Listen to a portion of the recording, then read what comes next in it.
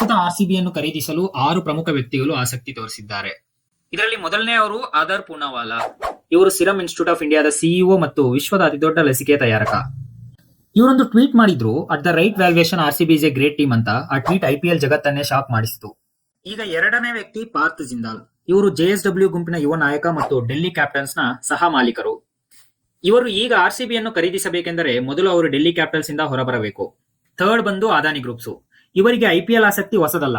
2022ರಲ್ಲಿ ಅಹಮದಾಬಾದ್ ತಂಡವನ್ನು ಇನ್ನೇನು ಖರೀದಿ ಮಾಡಬೇಕಿತ್ತು, ಆದರೆ ಅವರಿಗೆ ಸಿಗಲಿಲ್ಲ.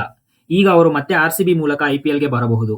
ಆದ್ರೆ ಇದರ ಜೊತೆಗೆ ಇನ್ನೆರಡು ದೊಡ್ಡ ಅಮೆರಿಕನ್ ಇನ್ವೆಸ್ಟ್ಮೆಂಟ್ ಕಂಪನಿಗಳು ಕೂಡ ಚರ್ಚೆಯಲ್ಲಿವೆ.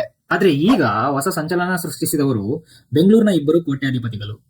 ನಿಖಿಲ್ ಕಾಮತ್, ಇವರು ಜೆರೋದಾ ಫೌಂಡರ್, ಮತ್ತು ರಂಜನ್ ಪೈ, ಮಣಿಪಾಲ್ ಎಜುಕೇಶನ್ ಮತ್ತು ಮೆಡಿಕಲ್ ಗ್ರೂಪ್ ಅಧ್ಯಕ್ಷರು. ಇಬ್ಬರೂ ಕನ್ನಡಿಗರು. ಇವರ ಬಳಿ ಆರ್ಸಿಬಿ ತರಹದ ಒಂದು ಕೋಟ್ಯಾಂತರ ಡಾಲರ್ ಮೌಲ್ಯದ ತಂಡವನ್ನು ಖರೀದಿಸುವ ಶಕ್ತಿ ಇದೆ.